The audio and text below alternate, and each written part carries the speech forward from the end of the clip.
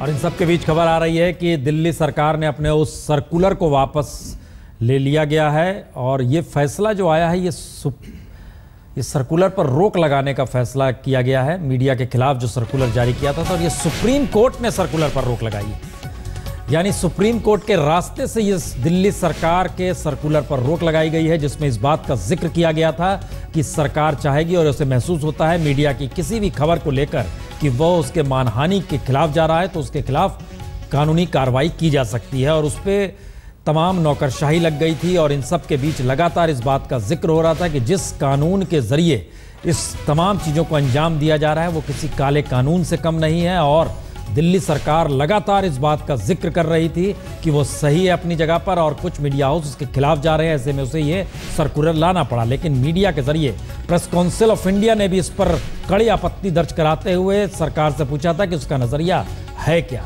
जवाब शुरुआत में नहीं आया था, लेकिन इन सब के बीच अब ये खबर आ गई कि सुप्रीम कोर्ट ने सर्कुलर पर रोक लगा दी है। 6 मई को ये सर्कुलर जारी किया गया था। यानी जिस तेजी के साथ अब पहल हुई है, हालांकि काले कानून को लेकर अलग अलग धाराओं के तहत इस देश में कई बार राज्य सरकारें सक्रिय हुई हैं, लेकिन लगातार ये एक सवाल बना है कि आप मीडिया पर नकेल कसने की इस तरह की कोशिश नहीं हो सकती। 1982 बिहार, जगन्नाथ मिश्रा इस तरह का कानून लाए थे लेकिन विधानसभा में पास नहीं करा पाए थे। उस समय भी कमोवेश ऐसी ही स्थिति बनी थी। 1981 में भी उस समय MGR हुआ करते थे तमिलनाडु में, वहाँ पर भी कानून लाने की कोशिश की गई थी। पिछले दिनों अगर याद हो तो हिंदू के संपादक को गिरफ्तार किया गया था जिस तर्ज पे, या पुलिस उनके यहाँ पहुंची थी, काफ़ी हंगामा मचा था।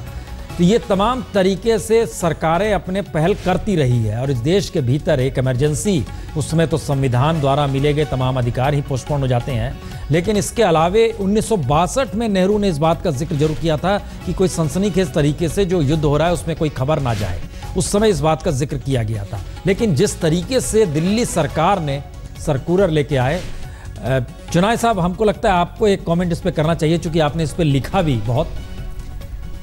देखिए, ये जो धाराएं हैं 499 और 500, ये अंग्रेजी धाराएं हैं। ये अंग्रेज़ों ने यहाँ डाला और वही अंग्रेज़ों ने 2009 में इसको इंग्लैंड में रद्द कर दिया। हाँ। अच्छा, केजरीवाल जी कहते थे कि मैं तो सिविल डेफेमेशन चाहता हूँ, मैं क्रिमिनल डेफेमेशन नहीं चाहता हूँ। मगर चाहने की बात नहीं है, कानून में क्या है, और ये कानून में क्रिमिनल डेफेमेशन है। तो मुझे लगता है कि सुप्रीम कोर्ट का जो फैसला है वो सही है। हम में से कई लोगों ने व्यक्तिगत तौर पे लिखा कि ये इसको हटाना चाहिए और जो सिविल सर्वेंट्स हैं इनको इस काम पे नहीं लगाना चाहिए कि वो स्क्रीन करें मीडिया को। और मैं खुश हूँ कि सुप्रीम कोर्ट का ये आया है फैसला। और यदि अरविंद जी राजीव गांधी से कोई एक लेसन लेते, उन्होंने 1988 में एक डेफेमेशन बिल पारित किया, मगर उस पर इतना हल्ला हुआ कि दिनों में उन्होंने वापस ले लिया क्योंकि मीडिया एकजुट हो गया। तो ये मीडिया के लिए केवल जीत नहीं है, ये लोकतंत्र के लिए जीत है। ये अब भिन्न भिन्न राय देने के लिए जिस पे कदम उठाया जाए तो अलग से कानून की व्यवस्था है ही उसमें। आप सवाल है कि आप इसमें अब जनता के पैसे से अपने आप को बचाने के लिए अब आप केस लड़ लेते, ये भी हो जाता सेकंड स्टेज में। ये जो धाराएं हैं ना, हाँ, ये भी बिल्कुल अंग्रेजों ने अपनी हुकूमत के लिए लाया, वो भारत की स्वतंत्रता के लिए नहीं लाए। तो हमें वो अपनाना और कहना, ये मुझे लगता है ये गलत समझ है। और सुप्रीम कोर्ट ने मान लिया, सर्वोच्च न्यायालय ने कह दिया कि ये गलत है, तो फिर कम से कम ये तो बहस बंद हो जाए। जी, सही हुआ है ना? देखिए, मैं तो इस पर शुरू में मेरा पहला जो रिएक्शन आया था वो यही था कि डिफेमेशन को लेकर के एक लॉ मौजूद है। आप वो किसी अखबार वाले के ख़िलाफ़ भी कर सकते हैं, किसी न्यूज़ चैनल के ख़िलाफ़ भी कर सकते हैं और किसी इंडिविजुअल के ख़िलाफ़ भी कर सकते हैं। तो इस तरह का सर्कुलर जारी करना, जो चुनाव साहब ने बड़ी सही बात कही कि आपने ब्यूरोक्रेसी को इस काम पे लगा दिया। और माफ़ कीजिए, ब्यूरोक्रेसी के ताल्लुक से मैं तो बहुत ज़्यादा इस मामले में सोचता हूँ कि सब कुछ उनके हाथ में नहीं देना चाहिए। वही तो देश को चलाते हैं।